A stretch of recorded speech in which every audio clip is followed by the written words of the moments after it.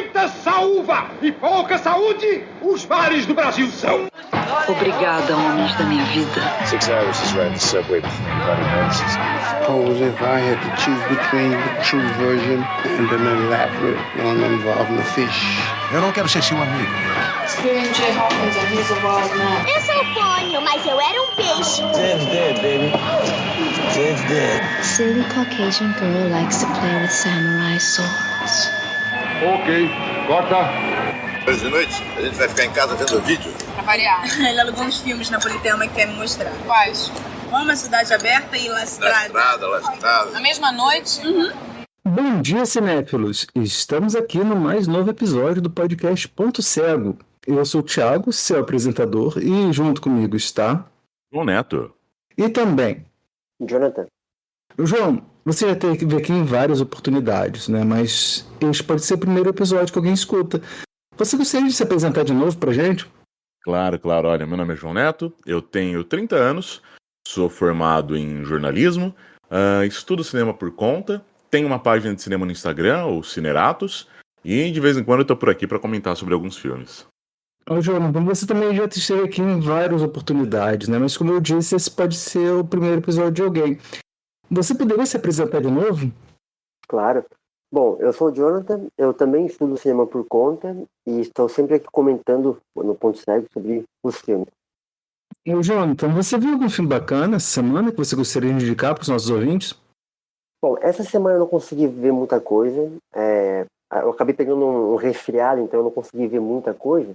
Mas para não deixar passar em branco, eu vou recomendar um filme que eu assisti já tem um tempinho, mas que eu gostei bastante, chamado My Little Loves. É um filme do Jean Eustache, de 74.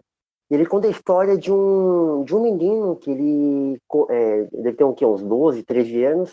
Ele começa a descobrir os amores da adolescência e tudo mais. É um filme que eu gostei bastante, porque ele aborda justamente esse aspecto da adolescência, que é a descoberta de novos amores, de novas experiências.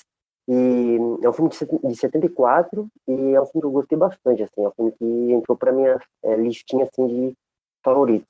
Caramba, deve ser bom mesmo, hein? É bem legal. O Jean Eustache tem alguns filmes bem interessantes, assim. Acho que o filme mais famoso dele é aquele A Mãe e a Puta, mas esse filme dele, o My Little Loves, me surpreendeu bastante. Assim. Nunca vi nada dele, não. Eu tô pra ver A Mãe e a Puta há um tempão, mas ainda nunca consigo sentar pra assistir. Acabei não conseguindo ver esse também. Porque também são 219 minutos, né? Você tem que tirar um dia pra assistir. E você, João? Você viu algum filme bacana essa semana? Vi, cara, e acho que, assim como o Jonathan, foi um filme que entrou pra minha lista de favoritos. É um filme de 2000. É um filme sul-coreano chamado Teenage Hooker Become Killing Machine.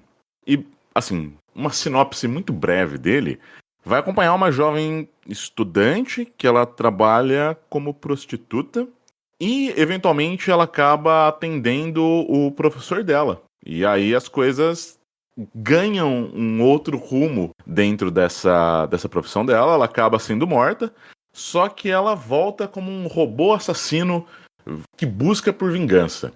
É um filme piradaço, assim, tanto pela história que ele constrói, e a história acho que é o que tem de menos pirado. O diretor, ele trabalha muito numa questão de construção da imagem, de como o uso do digital acaba influenciando ali na forma como ele vai construir as cenas. Então ele traz muito daquele granulado do digital, principalmente aquele digital inicial ali dos anos, final dos anos 90, começo dos anos 2000. É lindíssimo, assim, ele é pirado, violento pra caralho, mas tem um momento em que a protagonista tem um monólogo sobre um acontecimento com ela no meio do filme, que é bonito demais, é um negócio muito terno, e acaba contrastando bem, assim, com essa violência que perpassa o filme inteiro. Cara, filmão. É um filme curtinho, tem 60 minutos, mas eu adorei, cara. Fiquei apaixonado. Nossa, eu nunca ouvi falar nesse filme. Vou botar aqui na minha listinha. Eu não vi um filme além dos dois que a gente vai discutir. Foi uma semana um tanto quanto corrida, né? Porque né? Acabei editando 2 episódios, né? Um episódio do dia 11 e o episódio do dia 15. E aí acabei meio sem tempo, e além disso também teve um aniversário de uma tia minha. Me parece que vários membros da família fazem aniversário por agora, né? Em abril. Minha tia faz aniversário do dia 12, meu pai faria aniversário dia 15. E mais, eu tenho alguns outros primos também que fazem aniversário ao longo desse mês. E aí, então, a gente teve um almoço, aniversário dessa minha tia, e aí a gente estava conversando que parte dos meus tios não tem o D Miranda no nome, né? Então acho que os 3 filhos mais velhos do meu avô não tinham o D Miranda, e a partir dessa minha tia, que fez 90 anos agora na sexta, ele resolveu botar, né, o D Miranda. E é engraçado que eu lembrei, né, uma das homenagens que o pessoal do MAN fez pro meu pai, numa das mesas redondas, um amigo do meu pai vira e fala, né, que sempre que ele ligava para alguém, ele falava assim: fulano, Júlio César de Miranda, né? Ele enfatizava o de Miranda, né? E o pessoal achava engraçado, porque a gente estava num momento que todo mundo tem, assim, tipo, o identificador de chamada, né? Mas mesmo assim, ele insistiu em se apresentar dessa forma, né? Júlio César de Miranda, né? Ele enfatizava. E aí o pessoal tava lembrando disso na mesa redonda. E a gente falou um pouco da locadora, falou uma coisa da relação do meu pai com os filmes, né? Eu acho que eu já falei sobre isso, mas não nesses episódios, como é que meu pai se interessou por cinema. Eu acho que ele fala isso quando ele esteve aqui. E é interessante, né? Porque ele conta que quando ele completou 18 anos, ele falou assim: não, agora eu tenho 18 anos, eu quero ver um filme adulto, né? E aí ele já estava lá procurando filmes de censura de 18 anos para ver. E aí foi ver justamente O Acossado.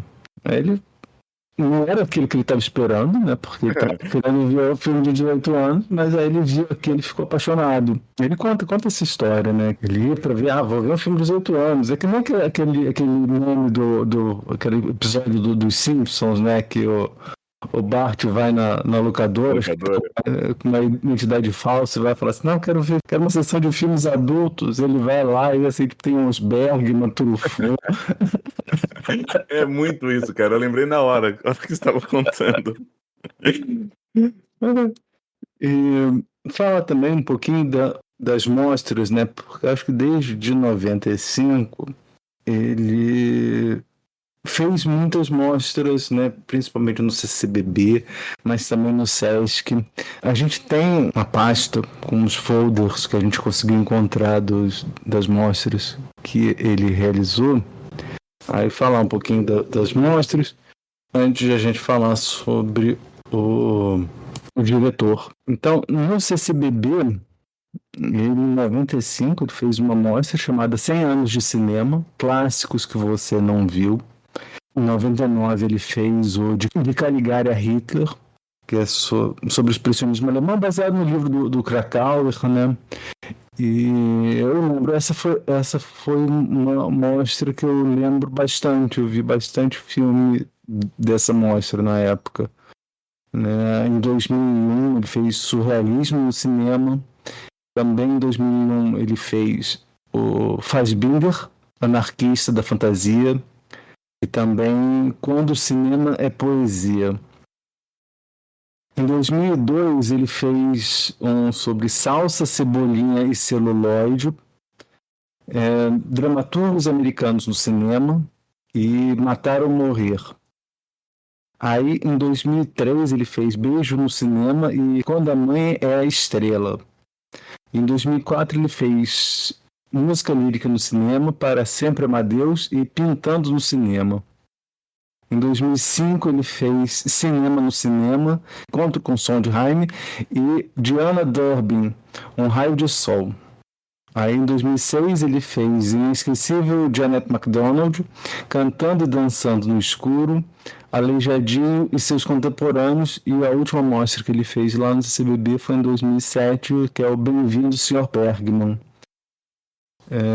No Centro Cultural dos Correios ele fez Correio Sentimental, Cartas de Amor no Cinema. No Castelinho do Flamengo, no Espaço Cultural do Valdo Viana Filho, ele fez mostras temáticas mensais, com sessões das terças-feiras aos domingos, de 1996 até do ano 2000. No Sesc, no Espaço Sesc, ele fez uma mostra sobre os filmes que mudaram o cinema, uma mostra sobre o João César Monteiro e uma mostra chamada Sabor Ozu, sobre o Ozu. No Arte Sesc, ele fez um cineclube que foi de abril de 2003 a dezembro de 2006, com uma média de 180 pessoas por sessão. Foram 46 meses e 186 sessões. No IBEL, ele fez mostras temáticas dos anos 1997 e 1998.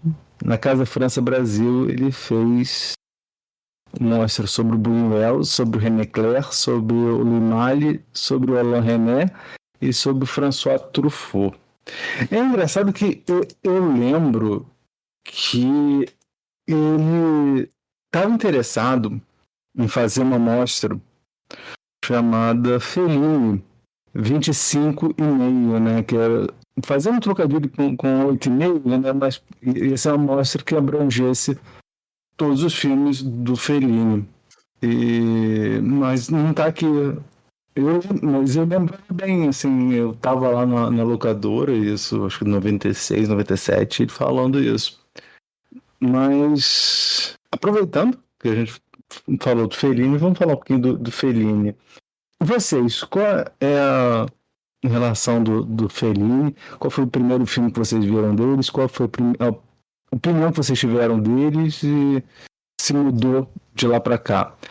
Bom, o meu primeiro contato com o Fellini foi quando eu comecei a estudar cinema, né, e pesquisar mais sobre cinema. Porque eu acho que o Fellini é um dos primeiros diretores assim, que surge quando você começa a pesquisar mais sobre cinema fora de Hollywood, né? Isso aconteceu comigo e eu já vi que aconteceu com outras pessoas também, que a cinefilia tem uns certos degraus, assim, tipo, você começa com um filme, sei lá, de Hollywood, muito por conta do imperialismo cultural, aí você começa a descobrir outros filmes dentro da própria Hollywood, tipo, que não são tão comerciais quanto os que passam na TV, tipo, então você começa a assistir Tarantino, Hitchcock, enfim, você começa a seguir pra essa banda, assim, até você começar a ver filmes fora de Hollywood, né? E isso aconteceu comigo. E um dos primeiros diretores que eu conheci foi o Fellini, assim. O Fellini também foi um dos diretores que me introduziu ao cinema fora de Hollywood, mas também ao cinema italiano. Eu acho que o único filme italiano que eu tinha visto antes do Fellini tinha sido A Vida é Bela. Fora isso, eu nunca tinha ido atrás, né, de nada além. Então o Fellini foi o meu primeiro contato, assim, com o cinema italiano mais, um pouco mais profundo, talvez. E o primeiro filme que eu conheci dele foi o 8,5. Mas não foi o primeiro filme que eu assisti dele. O primeiro filme que eu vi dele foi o Cabiria. E eu lembro que eu gostei bastante, assim. Eu estava em dúvida se eu via o 8,5 ou o Cabiria. Eu acabei indo assistir o Cabiria. E eu gostei bastante. O filme impactou bastante, assim. Eu lembro de ter chorado assistindo o filme. É um filme que me emocionou bastante. Porém, depois eu fui ver outras coisas e não voltei a ver o Fellini. Eu só fui voltar a assistir o Fellini agora pro episódio, apesar de ter um desejo de assistir o Fellini há bastante tempo, assim. Então, é um diretor que eu gostei bastante. Eu acho que ele tem um toque pro cinema dele bastante interessante e particular. E, então, é um diretor que eu gostei bastante, assim, de conhecer e de agora começar a acompanhar, né, o cinema dele. Eu acho que o meu caso é muito parecido com o do Jonathan. Acho que o primeiro contato com o Fellini se deu também por conta dessa vontade de conhecer mais sobre cinema. E aí você vai pesquisar, né? Você vai procurar quem são os grandes diretores, os grandes filmes que fujam dessa coisa mais comercial, mais hollywoodiana, que acho que é o que a gente acaba consumindo, né? Por mais tempo na vida. Até se tocar que existem outros cinemas. E aí eu acabei tropeçando numa lista da Sight and Sound, que tem aqueles 250 maiores filmes, e aí eu queria terminar ela de cabo a rabo, né? Inclusive não terminei, acho que tem muita coisa da lista que já foi atualizada, tem coisas ali que eu preciso pegar pra ver ainda. Mas... e aí o primeiro contato foi com 8,5 também do Fellini. Eu acho que... assim, foi um primeiro contato meio atordoante, mas no bom sentido.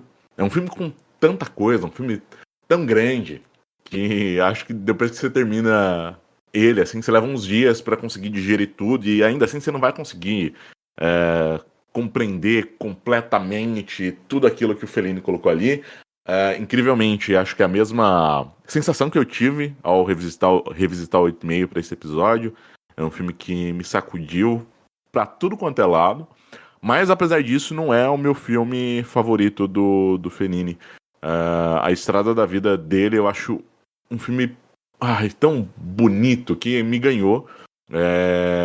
E é um diretor que é difícil você não ser pegado ali pelo calcanhar, seja por gerar um incômodo, principalmente quando a gente pensa em 8,5, né? Que é esse filme que acho que ele consegue transpor muito da essência dele de artista ali pra dentro, sabe? E o mais interessante é perceber que esse filme foi feito com o vácuo que foi deixado por um bloqueio criativo, né? E isso se reflete ali dentro do filme, da história. Acho que a gente vai comentar sobre isso mais pra frente, não quero me adiantar. Mas é um filme que carrega tanta coisa ali dentro que, mesmo que você não goste do filme, mesmo que seja um filme que vai te deixar muito confuso, e isso talvez pra você não seja uma coisa boa num primeiro momento, é um filme que te marca, sabe? E acho que os outros filmes dele carregam um pouco disso também. Acho que menos nesse sentido de ser um filme que leva muita coisa pra você, mas um filme que consegue transmitir muita humanidade. Eu acho que os personagens dele conseguem transmitir muita humanidade. E A Estrada da Vida... eu realmente sou apaixonado por esse filme. Espero que a gente tenha uma oportunidade de voltar pra esse diretor ou esse filme em algum momento, porque é um filme que eu gostaria muito de poder falar aqui. Mas, enfim, Fellini é sensacional, assim. Acho que todo mundo que gosta e se interessa por cinema, em algum momento vai acabar trombando com alguma obra dele, e acho que é meio que inevitável se apaixonar por alguma coisa, seja essa parada mais arriscada e que ele vai flertar com coisas mais abstratas, seja quando ele tá lidando com a vida cotidiana sem necessariamente precisar recorrer a essa experiência mais emancipadora. Eu adoro Fellini, cara. Eu gosto muito do Estrada da Vida, e até é o filme que eles mencionam lá na abertura do nosso programa, né, lá nas separações do Domingos, né? O La Estrada e o Roma, Cidade Aberta, né? Do De Sica. Mas a gente acabou não escolhendo, porque, por incrível que pareça, não tá na lista do meu pai. Olha só. Dos filmes favoritos, né? Assim como também não tá o meu favorito, que é o Julieta dos Espíritos. Eu adoro Julieta dos Espíritos e Cabiria tava, mas justamente eu acho que nós três já vimos o Cabiria, né? O Cabiria é fantástico também, muito bom. Aliás, a Julieta Massina é um monstro, né? Eu gosto muito dela. É outra que acho que, assim como o Fellini, é difícil você não ser tragado por essa mulher, não se apaixonar por ela, cara. Olha, sou um fã incondicional de tudo que ela fez. Inclusive, a minha decisão entre assistir o Cabiria primeiro ou o 8,5 foi por conta dela. Mas e o seu contato, Thiago? Como foi o primeiro contato seu com o Fellini? Eu já ouvi falar no Fellini, já tinha lá na locadora, né? Eu lembro que tinha um restaurante, né, no Leblon chamado Fellini, e aí o dono do restaurante tentou fazer alguma parceria com meu pai, mas não sei se não deu certo, não sei. E meu pai sempre falava, né? Ele sempre gostava de falar que ele tinha a obra completa do Fellini. Mas eu só fui ver, eu acho que fui ver o Amarcord já na faculdade. Vi Amarcord, gostei, né? Vi um cinema, aliás, né? Tinha um cinema no Flamengo, Paysandu, que geralmente passava essas coisas mais clássicas, assim. Aliás, foi lá que eu vi um filme que o pessoal do Cultura Pop a Rigor recomendou, e eu vi quando era criança, que foi o filme chamado Um Dia um Gato. Você já viu esse filme? Não vi ainda, cara. Não faço ideia. É muito bom. Assim, eu vi quando era criança, né? Mas não sei. É sobre um vilarejo lá na República Tcheca que foi receber um espetáculo. Nesse espetáculo tinha um gato com, acho que ele andava com óculos escuro. E aí, quando ele tirava os óculos escuros, a personalidade da pessoa ficava na pele, na roupa da pessoa, assim, sabe? Tipo, então, se a pessoa era hipócrita, ficava amarelo. As pessoas que da hora. Aí, se fosse bandido, ficava azul. Se fosse falso, ficava cinza. E os enamorados ficavam vermelho. Que legal. Eu lembro, eu posso ter... Não sei se eu me lembro ainda, porque assim, faz quase 40 anos que eu vi esse filme, mas eu gostei muito de ver esse filme. E foi lá nesse cinema, no Paysandu. E aí foi lá, uma amiga minha que morava do lado, me chamou e falou assim, vamos ver o filme do Fellini? Eu falei assim, vamos. Aí a gente foi ver o filme do Fellini e foi ver o Amarcord. E aí eu só fui voltar a ver o Fellini bem mais tarde, né, com Julieta dos Espíritos, que eu adorei, né, e aí eu fui ver eu até preciso, até várias vezes eu tenho vontade de rever esse filme, né, até pensei em escolher esse filme quando a gente escolheu os diretores, mas aí acabou que esse filme, assim como La Estrada, não estão na lista dos filmes favoritos do meu pai. Aí eu vi o Satyricon, eu vi o La Dolce Vita. O La Dolce Vita também é muito legal, assim.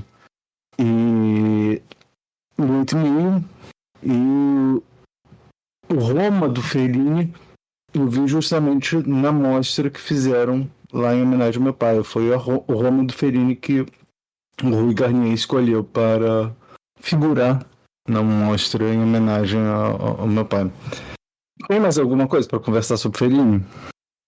Eu acho que não. Só pontuando, aquele jabá clássico, Um Dia um Gato tá na Fílmica, tá? Aí, patrocina nós, Fílmica. É bom esse filme. Assim, é aquilo, assim, eu via, acho que foi em 87 ou 88, mas você vê como é que me marcou, né? Eu lembro, assim, cara, eu gosto muito desse filme. Aliás, se a gente for fazer filme da República Tcheca, esse filme, e além disso, ele se encontra justamente nesse período que é um período que mais tarde eu fui gostar, né? Que é o da novela Vague Tcheca. Não sei nem se figura na lista, mas se esse diretor é um dos diretores da novela Vague Tcheca, mas esse filme tá lá. E aí depois, mais tarde, que fui constar de outras coisas fantásticas. Em parte também por causa do meu pai. Eu lembro que o João Cardoso...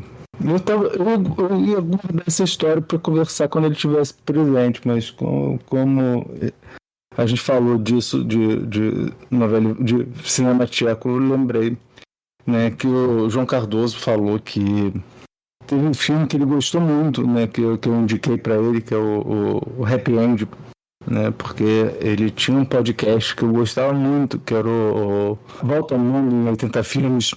Cada episódio, cada semana, ele falava sobre o filme de um determinado país, né? E é um filme que ele não conhecia, ele não conhecia o diretor, né? Não estava familiarizado com o diretor, então era justamente o primeiro contato com a obra do diretor e com o filme. E aí eu falei com ele, falei assim, vê o Happy End. E o Happy End foi uma indicação do meu pai. Meu pai que me indicou, meu pai viu e falou assim, você tá gostando de ver um filme tcheco, né? O Troço da Alice, do Svankmajer, o Cremador, essas coisas assim, vê o Happy End. Eu vi e adorei, assim, é fantástico. Eu espero também falar desse filme num futuro episódio. Então, agora que já falamos do tema, vamos recapitular as regras do programa. Todo programa, eu e minha co-apresentadora ou meu co-apresentador escolhemos um tema. Hoje foram filmes dirigidos por Federico Fellini. Então, eu escolhi um filme dentro desse tema ao qual o João ainda não havia assistido, e o João escolheu um aqui o Jonathan ainda não assistiram, ou seja, 2 filmes que estavam lá nos seus pontos cegos. Nós vimos os filmes e agora conversaremos sobre eles. Thiago, qual foi o filme que você escolheu para mim? Os Boas-Vidas, de 1953. O filme foi escrito por Federico Fellini e Ennio Flaiano, baseado na história de Ennio Flaiano, Tullio Pinelli e Federico Fellini. Estrelam o filme Franco Interlenghi, Alberto Sordi, Franco Fabrizi, Leopoldo Trieste e Riccardo Fellini. Em Rimini, uma pequena cidade italiana, Moraldo, Alberto, Fausto, Leopoldo e Riccardo formam um grupo que nada mais faz do que passar seu dia a dia em farras e conquistas amorosas. São sustentados pelos pais e não têm vontade nenhuma de trabalhar. No entanto, esse modo de vida acaba para Fausto quando engravida a irmã de Moraldo e, às pressas, é obrigado a casar. Essa sinopse vem do site Adoro Cinema. Primeiro contato com esse trabalho do Fellini, me parece que ele tem um certo ranço, um certo asco com essa geração que ele está representando. É uma representação de uma geração que vem ali do período pós-guerra, né? E para mim é uma representação muito clássica assim, dessa classe média interiorana da Itália, né? Acho que quando a gente vai para outros diretores que focam num outro extrato social e que a gente vê realmente as pessoas ali tentando ganhar a vida, acho que forma um contraste muito grande. E é legal que o Fellini se volte para esses personagens, porque apesar de ser um olhar muito crítico, né, sobre essas figuras, né, e como elas acabam personificando toda uma geração, eu consigo ver certa graça na forma como ele faz essas representações, né. Enfim, a gente vai acompanhar esse grupo de amigos. Eles são homens já formados, todos eles já adultos, mas, como diz na sinopse, vivem ali às custas dos pais. Basicamente são homens que vão agir como meninos, né? Eles ficam escondidos sob uma vida cheia de prazer, uma vida muito boêmia, completamente alheios aos seus atos, quer dizer, na maior parte do tempo estão alheios aos seus atos, e bastante acomodados. Eu acho que, apesar de em algum momento alguns deles precisarem lidar com algumas das escolhas que eles fazem, e isso fica, acho que mais escancarado quando o Fausto engravida a irmã do Moraldo. Ele lida com isso até um determinado ponto, né? Por conta do pai. O pai faz ele ter que assumir a criança. A ideia inicial dele era fugir daquela situação e deixar a mãe. Ele ainda avisa pro Moraldo, que é o cunhado dele, né? Que ia voltar, que ele só estava buscando um jeito de conseguir ganhar a vida. Mas no fundo a gente sabia que ele só queria fugir daquele problema que ele tinha criado para ele. Mas o pai faz ele assumir a responsabilidade ali. Só que é uma responsabilidade que ele não assume totalmente, né? Ele tá ali, claro, porque o pai colocou ele naquela situação de casar e assumir a responsabilidade sobre a criança, assumir a responsabilidade com a família, o filho, mas isso não dura muito tempo, né? Isso dura até o momento em que ele consegue olhar para o lado, perceber um rabo de saia e voltar para aquela vida que ele levava antes. Enfim, eu acho que as situações que cercam a vida daqueles personagens ali, elas até geram algum incômodo para eles. Eu acho que no fundo, eles não gostam muito de serem essas figuras meio patéticas que vivem à sombra dos pais, né? Eles aspiram a muitas coisas, mas sempre estão presos naquele mundinho ali. Só que acho que na mesma forma como esse incômodo vem à tona, eles também estão numa inércia ali que acho que acaba acalmando os ânimos para qualquer tipo de mudança, né? Acho que eles são muito apáticos e muito consternados, né, com a situação da vida deles.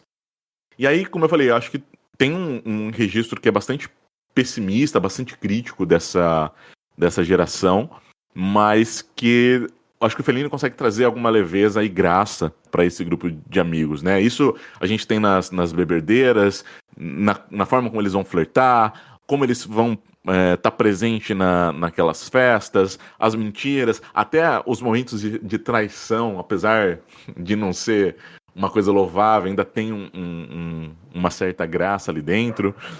Enfim, a grande questão aqui é que essa graça vem justamente de uma geração que se recusa a crescer.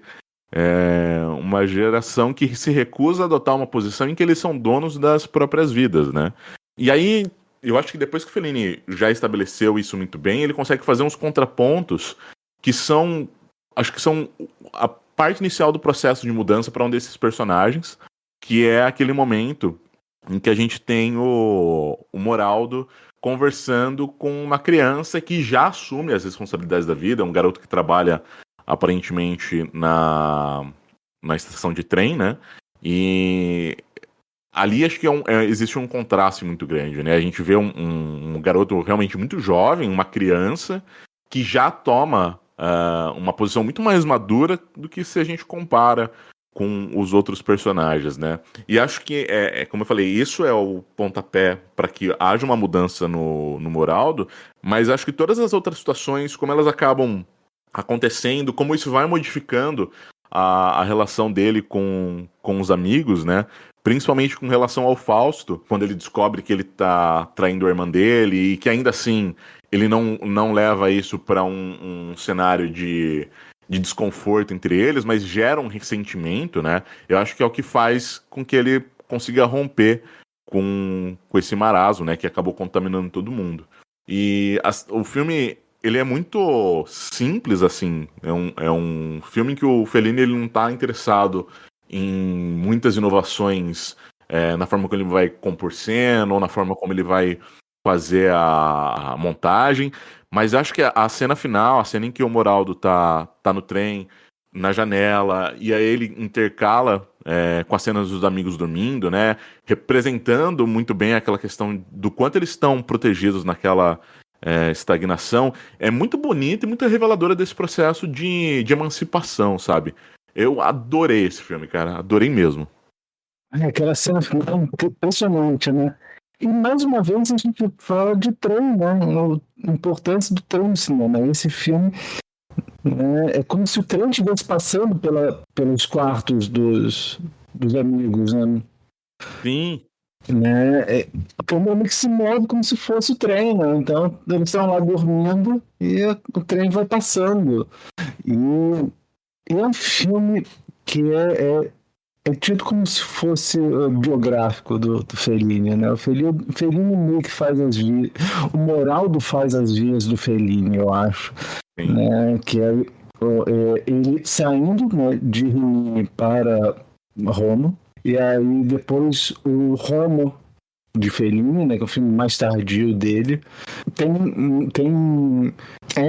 inspirado nessa primeira história, né, dele chegando em Roma, e aí mais tarde vai ser o La Dolce Vita, né, que é quando ele começa a trabalhar como jornalista, e finalmente o 8,5, que é já ele já mais maduro.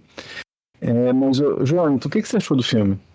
Bom, antes de eu comentar, eu só queria citar aqui o enquadramento do trem no final do filme é muito semelhante ou quase idêntico ao frame dos irmãos Lumière, né, no Trem a Chegada. Ou seja, tipo, e o Godard também faz isso no outro filme dele, né? Tipo, como vocês comentaram no episódio sobre o do Gezanquier. É isso. O trem é o que move o cinema, assim, muito do cinema vem a partir do trem, né? Mas sobre o filme, eu gostei bastante também do filme. Esse foi o primeiro filme que eu assisti do Fellini depois de Cabiria, e como já faz alguns anos desde que eu assisti Cabiria, então eu tenho um grau de comparação, assim, então muito grande, mas algo que me chamou a atenção no filme, assim como o João comentou, é como o filme é realmente bem humorado, né? Ele trata justamente desses jovens, como o João falou, o Fellini meio que tira sarro desses jovens, mas ao mesmo tempo ele não passa pano assim para os erros dele, né? Todas as ações que os personagens fazem, principalmente o Fausto, tem consequências no futuro, né? E eu acho que mais no começo do filme, a gente, não só no começo, mas durante todo o filme, a gente tem uma narração em off, e eu sinto que essa narração em off meio que dá uma romantizada na vida daqueles personagens, sabe? Tipo, meio que para engrandecer ele, né? O próprio... quando eles vão apresentar os personagens, o narrador fala, né? Dos boas-vindas e cita cada um deles e a importância que cada um tem dentro daquele grupinho, né? E eu gostei bastante, assim, o Schifferin, ele conta uma história relativamente simples, assim, porém com uma maneira muito... alguns momentos meio grandiosos, assim, isso vem até da experiência que o Fellini teve com o circo, né? Acho que isso fica mais evidente em outros filmes dele, até mesmo no 8,5, mas a cena do carnaval, por exemplo, nesse filme aqui, eu acho lindíssima, assim, toda aquela festa, acho que o Fellini filma muito bem esses espaços, e eu gostei bastante, assim, acho que o personagem do Fausto, apesar de não ter lá uma índole muito, muito boa, eu adorei o personagem dele, acho que ele é um personagem que carrega o filme, assim, durante todo o filme, acho que ele é um personagem que carrega o filme, ele dá uma de errei fumulete com a esposa dele, né, tipo, ele volta para a cidade, vai no cinema com a esposa e decide sair no meio da sessão para atrair ela com uma outra moça, né? Então, tipo, que ele nem conhece. Então, acho que, como o João comentou, ele trata muito bem desses jovens que não têm uma certa perspectiva na vida, né? O Fausto começa a trabalhar, mas ele não gosta muito do emprego dele, né? Apesar do filme não ser um filme pós-guerra, ele foi feito numa Itália pós-guerra, né? E mesmo assim ele trata desses jovens que não têm tanto perspectiva com a vida e responsabilidade, né? O que acaba, né, prejudicando quem está à volta deles, né? Principalmente a Sandra, né? A Sandrina. Mas, no geral, eu gostei bastante. Tem até um aspecto meio melodramático no filme, que é bastante interessante e que eu gosto bastante, né? Melodrama é sempre muito bem-vindo. Mas, no geral, é isso. Eu achei um filme bem humorado. Eu não esperava... Como Noite de Cabir é um filme um pouco mais dramático, né? E a minha única régua de comparação era o Cabiria, eu achei esse filme bem humorado, assim, apesar de que na reta final ele busca para um aspecto um pouco mais dramático e sério, né? Mas eu gostei bastante, eu acho que é uma boa porta de entrada até pro cinema do Fellini, e eu gostei bastante, assim.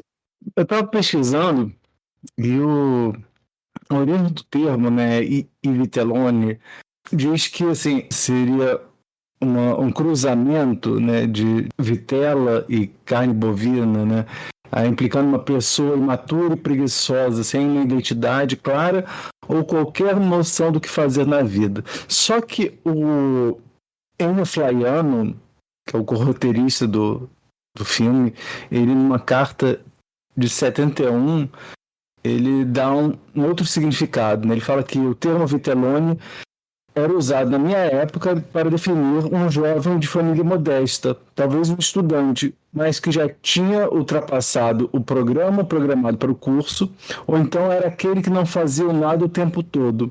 Acredito que o termo seja uma corruptela da palavra vudelone, que é intestino grosso, ou seja, é uma pessoa que come muito.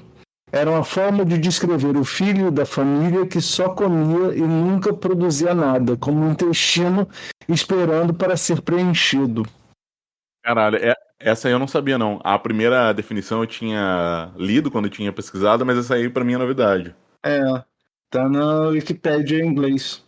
E ela define bem, assim, os personagens, né? Tipo, o Alberto, por exemplo, ele não trabalha, a única pessoa que sustenta a casa é a irmã dele, e a mãe dele já acho que ela não sei se ela, acho que ela não trabalha também, mas ela não trabalha porque ela não tem condições de continuar trabalhando, né?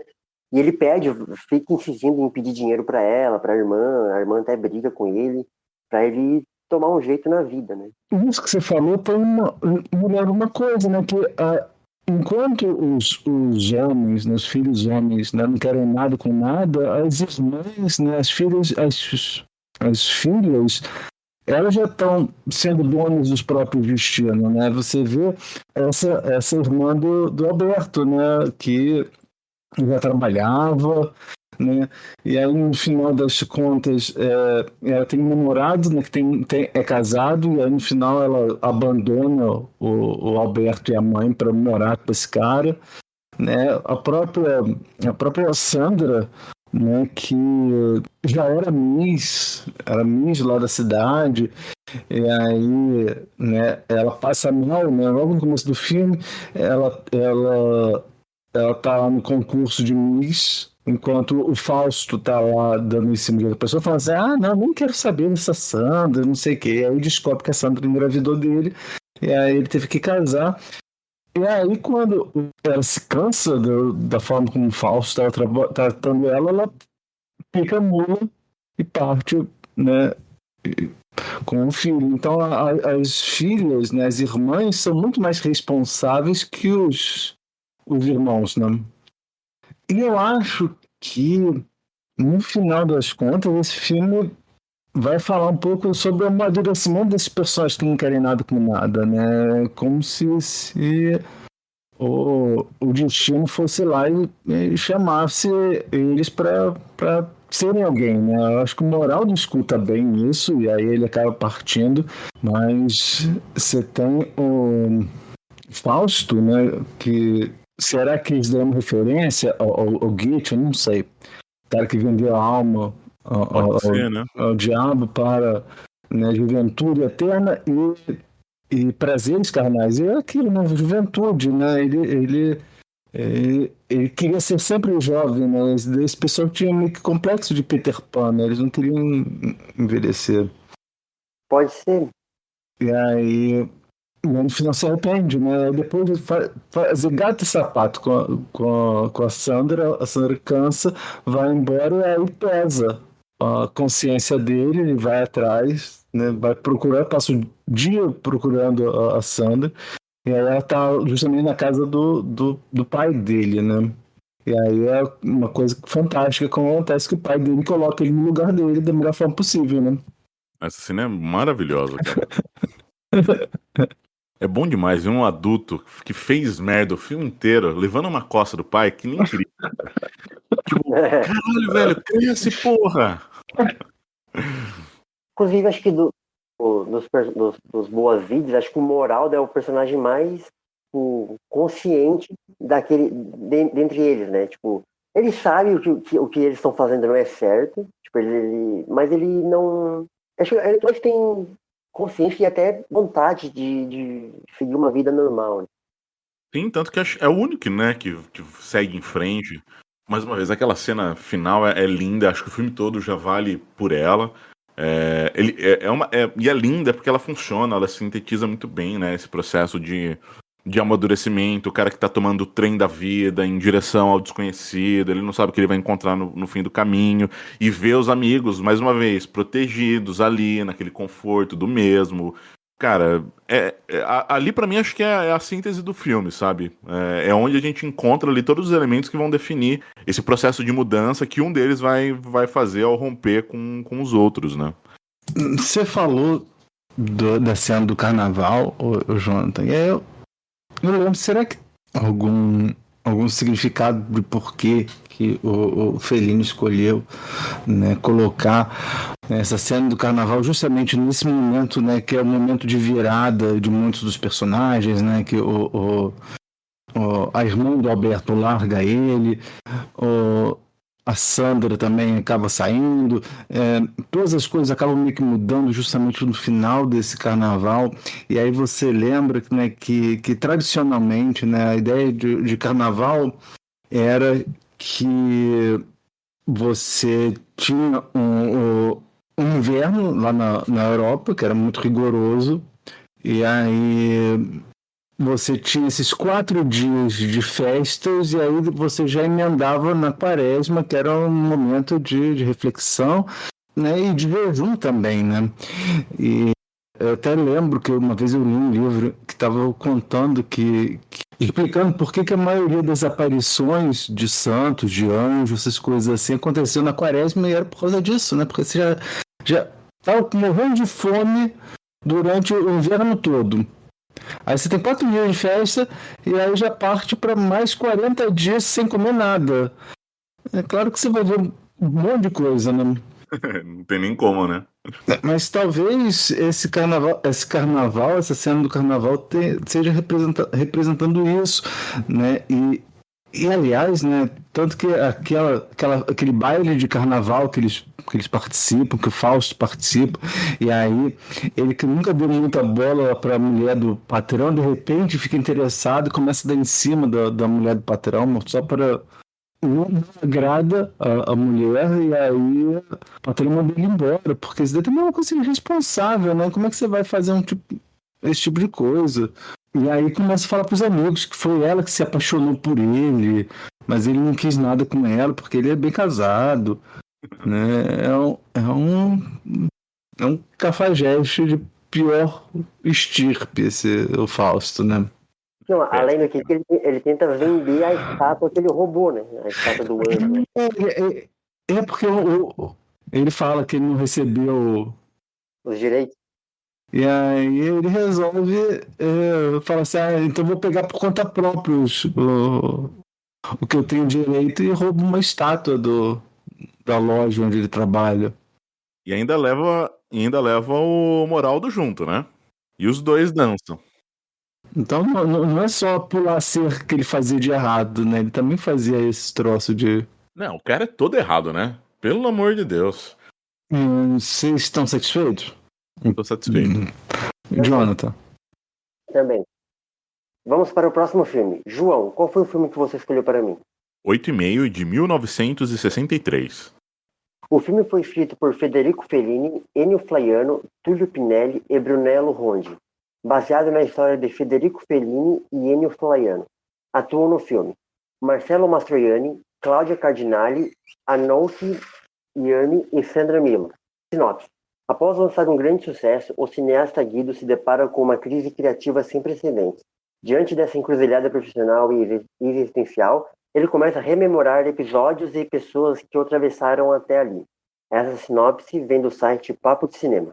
Bom, algo que eu gostei assim do filme é que logo de cara, para mim ele é bem diferente assim, dos Boas-Vidas e do Cabide, porque ele, pelo menos para mim, ele me tem uma pegada meio Bergman, assim, principalmente como ele filma alguns espaços, alguns acontecimentos, assim. E o filme já começa com um pesadelo, né? Que é um aspecto ficcional, né? O filme trata disso, né? Da ficção dentro da ficção. Ele já começa com um pesadelo, né? Logo na primeira cena, assim. E algo interessante nessa cena, né? nessa primeira cena, que a imagem, ela congela em alguns momentos, assim. E eu achei isso bem interessante, assim. E eu achei bem legal, porque o filme ele aborda um assunto que praticamente todos os autores, ou quem cria conteúdo de alguma forma, já passou ou vai passar, que é o bloqueio criativo, né? Acho que é um fantasma para todo mundo que cria, que escreve, seja livros, roteiros, ou que produz de alguma forma, né? O bloqueio criativo é algo assim, bastante frustrante, assim, que é algo que até pode gerar algumas crises um pouco mais severas, tipo depressão. Às vezes a pessoa acha que nunca mais vai conseguir produzir na vida e tudo mais, né? E achei que o Fellini, o personagem do Guido aqui no 8,5, é muito também sobre o Fellini, né? Acho que quando um diretor faz um filme sobre um diretor, de alguma forma ele está se colocando naquele personagem, né? Acho que o Fellini se coloca no personagem do Guido, cria uma metalinguagem, né, com a própria carreira do diretor. Acho que o filme ele tem apesar de ele ter esses sonhos, esses pesadelos, esses delírios entre o que é real e o que não é real, o Fellini tem um eixo assim que faz tudo aquilo girar, né? Acho que esse filme na mão de algum outro diretor, assim, talvez ficaria um pouco pedante, um pouco chato, assim, mas o Fellini, ele consegue manter tudo bem organizado, assim, né? Apesar de um filme, à primeira vista, assim, um caos, assim, o Fellini, ele consegue organizar esse caos de forma bastante coerente e acaba funcionando muito bem, né? Eu gostei bastante do filme, eu achei o personagem do Mastroianni fantástico, inclusive o Mastroianni faz 100 anos esse ano, eu até vi uma postagem da Cinemateca Brasileira, eles vão fazer um especial do Mastroianni. Quando a data eu já não lembro, mas eles vão fazer um especial do Mastroianni e de um outro ator também.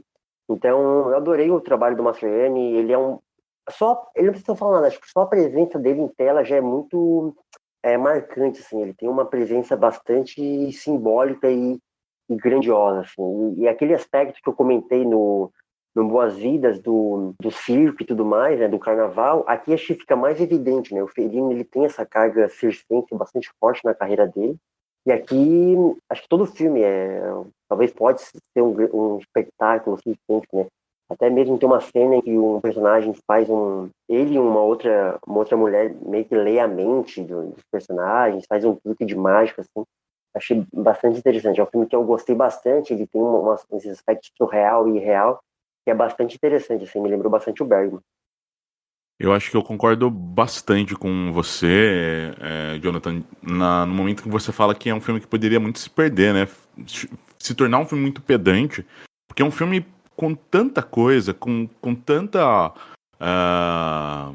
tão interessado em desenvolver aquela história em ângulos e estratos diferentes, que acho que ele cairia muito fácil nessa coisa mais blasé, mas acho que a gente volta naquela questão de que o Fellini consegue tratar muito bem essa parte mais humana, né? Eu acho que em todo o filme dele, esse aspecto humano acaba sobressaltando para além de qualquer outro artifício que ele possa utilizar.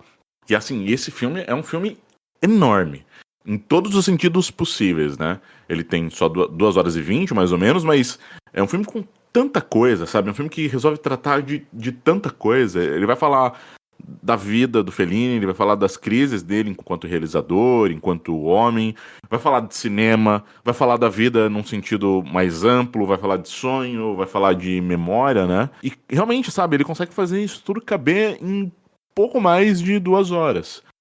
Mesmo que a gente tenha tantas camadas, tantas ideias sendo colocadas ali, executadas a partir de perspectivas muito diferentes. E aí é o que eu estava falando quando a gente estava comentando sobre o primeiro contato com Fellini. O meu primeiro contato com essa obra, no final eu saí completamente atordoado. Voltar para esse filme agora, depois de tanto tempo, é também me sentir atordoado de novo, sabe? É mais uma vez sentir que existe tanto para ser digerido ali, tanta coisa para tentar organizar na cabeça aquilo que foi fotografado na película, mas que é difícil, cara. Eu acho que até é meio improvável que a gente consiga traduzir esse filme em poucas palavras, sabe? Conseguir organizar isso de forma muito linear acho que é a tarefa que não cabe. E é bom isso porque o Fellini, ele tá mais interessado na dinâmica de como essas imagens, né? Como as cenas, os planos, toda a construção que ele faz vai se relacionar nesse jogo de influência entre sonho, vida, cinema. E esses 3 aspectos, né, o sonho, a vida e o cinema, eles são indissociáveis ali dentro, né? Eles levam realmente a gente para uma jornada dentro da imagem, dentro do processo criativo, dentro de como se constrói um filme, como o filme se apresenta em tela, como esse filme interage com o público. E, mais uma vez, o Marcello Mastroianni fez um trabalho sensacional. O Guido, ele consegue personificar muito bem aquele registro que o Fellini faz daquele momento específico da vida para aquele filme, né? Um homem que está preso ao fazer cinema, mas está perdido entre as coisas da vida dele, os sonhos, coisas de lembranças, e ainda assim buscando um caminho para realizar essa vontade dele enquanto cineasta, enquanto artista. Enfim, é um filme que tem muita beleza, tem medo, tem um pouco de rancor, tem desejo, E é legal ver como ele consegue preencher esse vácuo que é deixado pelo bloqueio criativo, né? E que possibilitou que dessa crise surgisse essa obra que, mais uma vez, é enorme e que me deixou atordoado, de novo. Só complementando aqui, eu comentei sobre a mostra da Cinemateca, né? Vai ser agora dos dias 18 a 21 de abril, sobre o Mastroianni e o Marlon Brando. Dois estão fazendo 100 anos? Sim, porque o nome da mostra é Mostra 100 anos de... Os dois fazem 100 anos. E o Marlon Brando fez aniversário dia 13 de abril. Olha. E sabe quem é que faz 100 anos esse ano também? Quem? A Laura Bacall. Caralho, mano. Até se a gente conseguir chegar até novembro, eu quero fazer um mês sobre Noir e a gente faz um episódio sobre ela, porque ela é incrível, assim. Cara, já virou minha motivação de vida pra continuar até novembro nesse plano de existência. Esse filme deu um Oscar de melhor filme estrangeiro e o de melhor figurino do Piero Gherardi. Foi indicado pro melhor diretor, mas não ganhou. A origem do termo, né, 8,5, era porque até então ele tinha feito seis longas, que é O Abismo de um Sonho, Os Boas-Vidas, Estrada da Vida, A Trapaça, Noite Cabiria e Dolce Vita. E ele tinha participado como co-diretor, então nesse caso ele deu meio filme no Mulheres e Luzes, que esse eu não conhecia, que é um filme de 50, que foi o primeiro filme dele. E participou de filmes de antologia, como Amores na Cidade e o Boccaccio 70. Então, esse seria o oitavo, 8,5, né, por assim dizer, dos filmes dele. Sim. Você falou daquela primeira cena, aquela primeira cena me lembrou um filme que a gente falou desse filme no programa, eu mencionei, não, essa cena me lembra o 8,5 do Fellini, então agora essa cena me lembra o Dia de Fúria do Schumacher, né, no começo do filme. Né, que parece que o Schumacher fez uma referência ao 8,5, né, naquele começo daquele filme. E, claro, assim, não é só ele que fez referência a esse filme, né? A gente vai ter aquela dancinha do John Travolta e da Uma Thurman no Pulp Fiction, é a dança que o Mario dança com a Glória no filme. E até naquele clipe da Lady Gaga, 911, tem uma hora que a Lady Gaga está subindo assim, aí alguém vai e lança uma corda, né, no pé dela e puxa ela para baixo, né, igualzinho que acontece no começo do filme, né? Mas eu lembrei desse clipe, eu pensei, poxa, a gente podia falar sobre Paradia 9, mas a gente fica falando de ideias para o programa e aí a gente acaba não fazendo nada. Eu tô vendo. Esse filme, as pessoas falam, né, que teve forte influência lá do Jung, né, da questão dos sonhos, né, um psiquiatra chamado Ernst Bernhard, ele me tratou com ele, e a partir daí ele conheceu a obra do Jung, e aí, assim, né, o Jung fala muito de sonho, né, e aí eu acho que dá para a gente fazer algumas conexões, né, com a ideia do Jung. Alguém comparou o Guido, né, com o Bloom, né, o Leopold Bloom do James Joyce. E então me lembra um pouco, né? Eu vou te dizer que principalmente um filme que vai surgir depois, que é a Alucinação de Ulisses, de 67, o Milo Shea faz o Leopold Bloom por uma determinada cena, que é justamente o capítulo 15, que é meu capítulo favorito no Ulisses, que o Bloom começa a alucinar, e aí ele lembra bastante o 8,5 em geral, né? Mas eu acho que com essa relação do sonho, eu acho que você poderia ter ainda mais uma abordagem junguiana pro sonho. Eu acho que a gente podia até comparar com o Finnegan's Wake, né? Que foi o último livro do Joyce, e tem várias influências junguianas, até diz, né? Porque tanto que a Lucia Joyce, que é a filha do Joyce, ela tratou com Jung, foi aí que o Joyce teve contato com Jung. Então, eu acho que essas representações oníricas, em todo momento que você acaba não sabendo, né, o que é sonho, o que é realidade, né? Muitas vezes você até pode achar que tudo é sonho, né? Tudo é ao mesmo tempo sonho e vigia, né? Eu acho. E uma curiosidade que eu vi também desse filme é que naquela hora que vocês já mencionaram, né, que tem uma pessoa que lê a mente, né, e aí a mulher fala assim, não, pensa em qualquer coisa que eu vou adivinhar. Aí pensa no Zenise Masa. E aí, se você pegar a Zenise Masa, né, isso é uma brincadeira tipo Lula do P, mas só que em italiano, em vez de usar o P, eles usam o S. Então, se você tirar né, então, em vez de ser asa, nise, masa, é anima, que é anima, alma, né, em latim, né, mas também para o Jung é justamente a representação do seu inconsciente, a representação da sua mulher ideal. E isso daí tem a ver muito com ele, né? Com essa obsessão que ele tem com mulheres. Tanto que aquela cena lá do harém mostra, né, todas as mulheres por quem ele já foi interessado, né? É uma leitura que eu tive, não sei. Cara, Thiago, eu não tinha pensado nisso. Eu até, abrindo um parênteses enorme aqui, eu tinha indicado o nosso podcast para minha psicóloga.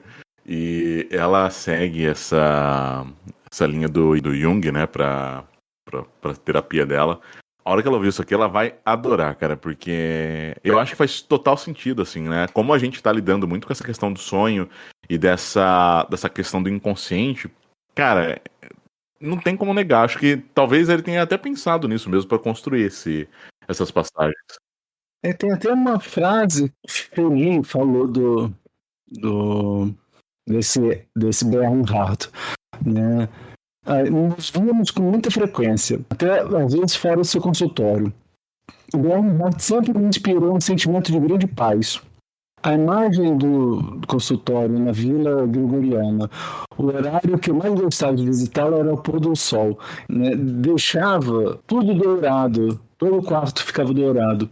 Havia janelas grandes, o olhar se perdia em panorama sem fim de Roma, quando os sinos de todas as torres tocavam. Era como estar num balão de ar quente suspenso em ar. Então, assim, Fellini se consultava com esse psicanalista e teve grande influência na obra dele, né, nessa obra posterior dele. Agora que você falou do travessor psicólogo, eu fiquei com vergonha, assim, pô, tem que voltar, tem que reler os livros do Jung que eu tenho aqui.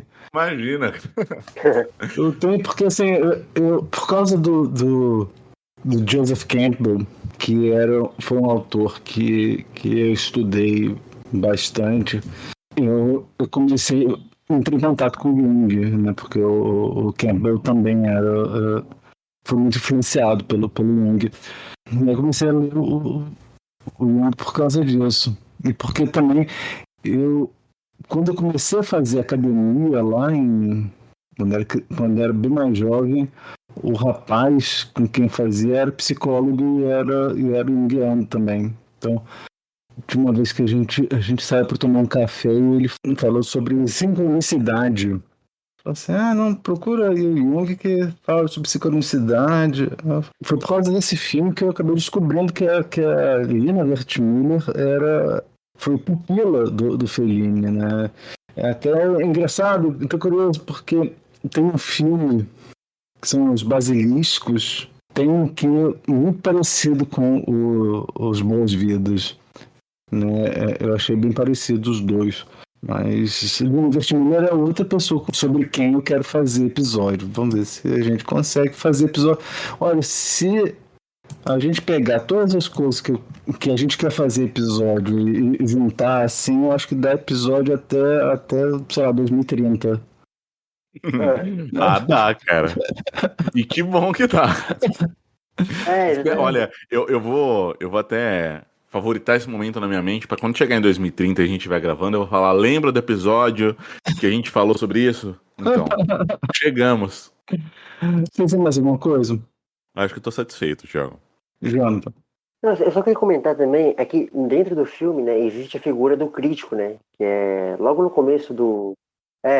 e eu senti que o crítico, ele é meio que uma figura onisciente naquele universo, né, tipo, ele é, enfim, claramente é um deboche do Fellini com a crítica, né, porque o crítico, ele é todo antipático, soberbo, mas achei da hora como o crítico no filme, ele pelo menos para mim passou essa impressão de ser alguém onisciente naquele universo, como se ele já soubesse toda aquela história. Achei isso bem, bem interessante, assim.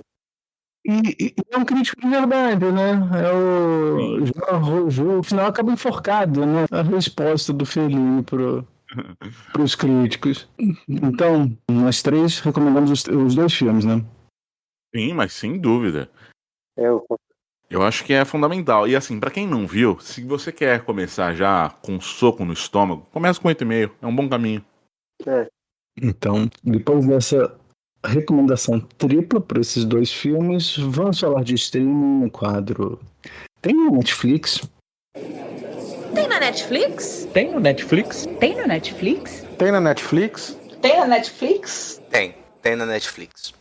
Então, João, que filme você viu recentemente em alguma plataforma de streaming? Eu revi recentemente o Lobo Atrás da Porta. É um filme nacional de 2014, do Fernando Coimbra. E é um filme que vai narrar uma história verídica, né? Começa com o desaparecimento de uma criança, e que faz com que os pais, o Bernardo e a Silvia, vão até a delegacia. Aí o delegado vai começar a investigar esse caso e ele resolve interrogar de forma separada os pais, né? Então, quando ele descobre que o Bernardo tinha uma amante, a Rosa, ele resolve trazer essa Rosa também para uma investigação, que a partir daí vai gerar um descobrimento bem sinistro sobre mentira, amor, vingança e ciúme que acaba envolvendo essas três pessoas. Eu gosto muito desse filme, porque acho que ele trabalha muito bem a questão das nuances e como ele vai fazer a apresentação desse caso, sem nunca revelar demais para que a gente consiga ser surpreendido no final. É um puta de um filme para quem gosta de um thriller, de um suspense, filme de gênero assim, feito com gosto, sabe? É um filme que está disponível no Star Plus. E você, Jonathan? Bom, o filme que eu vou recomendar tá na MUBI e é da Nick Timino, que é o Franco Atirador. Eu adoro esse filme, ele é um dos meus filmes favoritos da vida. Ele conta a história de um grupo de amigos que moram na Pensilvânia e eles têm sonhos, ambições, e eles decidem se alistar para o exército para lutar na guerra do Vietnã, né? Mas, enfim, eles acabam voltando e carregando consigo todo o trauma da guerra. Acho esse filme fantástico, ele tem uma das minhas cenas favoritas do cinema, que é quando os personagens estão num bar. Eles cantam aquela música do Can't Take My Eyes Off You, que eles falam, I love you. Eu acho essa cena fantástica. Eu acho essa cena fantástica, porque mostra muito o espírito e a amizade entre eles. Sabe? Além de que esse filme tem, acho que, um dos melhores elencos da história do cinema, não só da década de 70. Tem o De Niro, tem o John Cazale, que só fez filme. O cara tem 5 filmes na carreira e 5 obras-primas, sabe? Então, é um filme que eu gosto bastante e, enfim, eu sempre recomendo quando eu posso. John Cazale é isso que você falou, ele fez esse filme, fez Dia de Cão, fez Poderoso Chefão 1, Poderoso Chefão 2, Conversação, só, né? Só. E morreu. O cara zerou o cinema, tipo... E só uma coisa sobre... Acho que quando o filme é da nova Hollywood, né? E a nova Hollywood sempre acaba ficando os mesmos nomes, né? Tipo, no Scorsese, no Coppola, o Spielberg. E realmente esse pessoal tem uma importância muito grande. Porém, acho que existem outros diretores dentro desse movimento que não são tão comentados, que acho que fazem trabalhos fantásticos, tipo a própria Nick Cimino, o Monte Hellman, enfim, entre outros, o Bogdanovich, acho que até o Woody Allen, não sei se o Woody Allen entraria na nova Hollywood, mas estava ali naquele bolo, fazendo filme na mesma época, e são diretores que às vezes acabam ficando um pouco de lado, né, enquanto o pessoal comenta muito sobre o Scorsese, sobre o Claro, merecem ser comentados, mas que acho que eles não... acho que a nova Hollywood não representa apenas o filme desse pessoal, né? Esse filme foi a primeira indicação ao Oscar da Meryl Streep. Caralho. Ela também tá no filme. Ela é um personagem fundamental, assim. Né? Porque depois ela foi indicada, acho que até meio que injusto. Ela só tem ganhado 3 vezes, porque ela tá sempre indicada, né? Ela faz mas a Meryl Streep é arroz de festa, né? Ela fez uma participação especial numa ponta em que ela aparece no café. Ela tá indicada, não tem como. O Messi com a bola de ouro. É verdade. Olha, acho que tem a comparação perfeita, cara. Só lembrando que esses 2 filmes que a gente discutiu hoje, tanto Os Boas-Vidas quanto o 8,5, estão na Globoplay. Vamos agora para uma sessão de feedback. Dessa vez o feedback é ao vivo.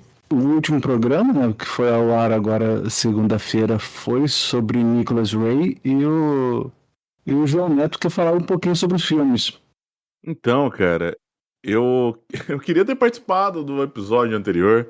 Assim, a vida tem dessas coisas, né? Eu comecei a dar aula agora, então acabou tendo um conflito de agenda aí.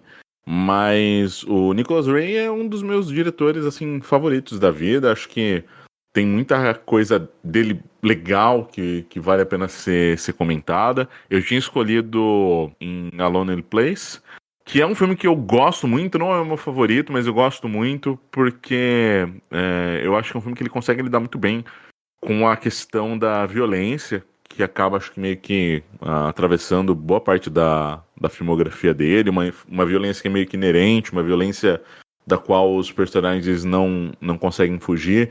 É um filme que transpira muito da vibe noir. Eu adoro esse filme, que bom foi poder rever ele, uma pena não ter conseguido estar presente para conversar com vocês sobre esse filme.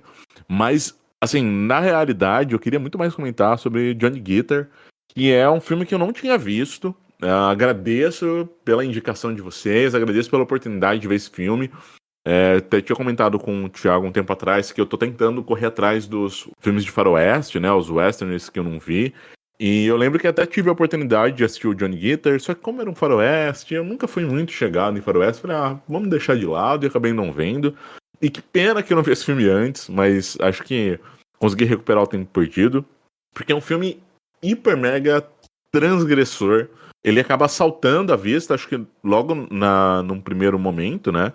É um western com figuras femininas muito dominantes, com uma vivacidade de cores que a gente não vê tão fácil por aí, principalmente quando a gente pensa que é um filme que foi feito ali num período que o preto e branco ainda dominava bastante, sabe? Eu fico pensando o quanto isso deve ter sido impactante naquele momento. Eu sei que é um filme que não foi tão bem com relação à crítica quando foi lançado, mas que ganhou esse status de cult pouco tempo depois. Mas é um filme que eu vejo como um filme muito corajoso, assim. O Ray consegue tocar em assuntos que acho que são muito sensíveis para aquele momento e traduzir isso a partir da história que ele está contando. Primeiro que, quando eu vi o filme, para mim existia uma tensão meio lesbo-afetiva entre as duas, a protagonista e a antagonista, né? Acho que tem essa coisa de um amor reprimido entre as duas, que tá posto ali, talvez não numa primeira camada, mas acho que no subtexto aquilo fica muito bem entendido.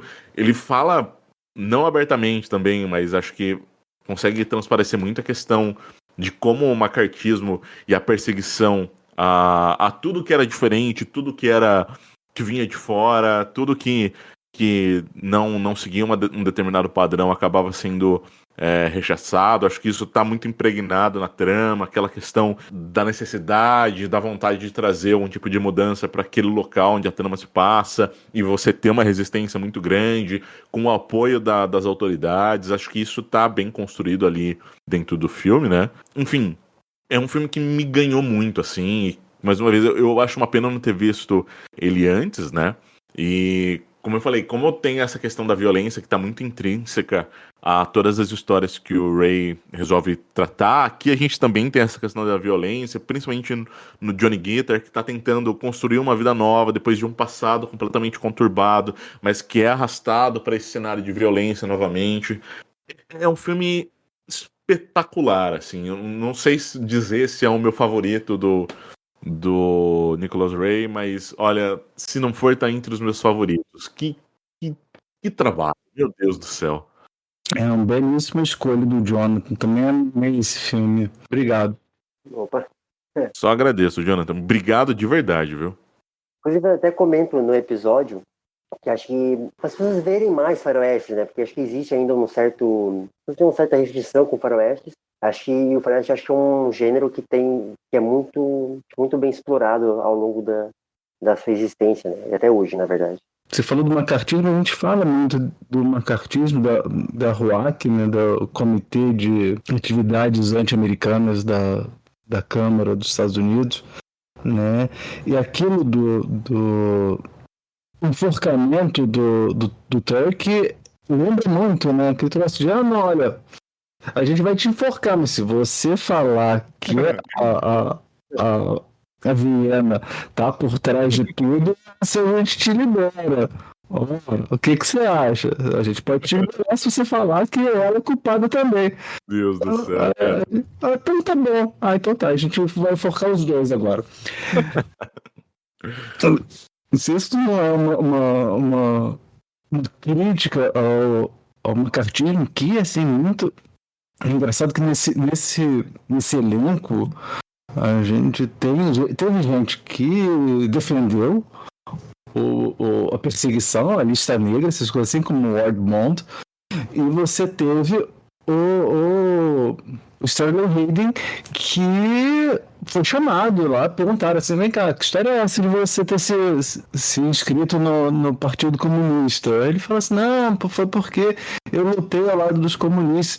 É engraçado que agora a pessoa esquece, né? Mas só que assim, foram os comunistas, né? O pessoal da União Soviética que liberou a Europa, né? Os Estados Unidos fica assim, não, porque o dia D, não sei o quê, mas quem estava lá no leste era... Mas de qualquer forma, o Sterling Hayden foi chamado, teve que comparecer, teve que falar, teve que entregar os amigos, sabe?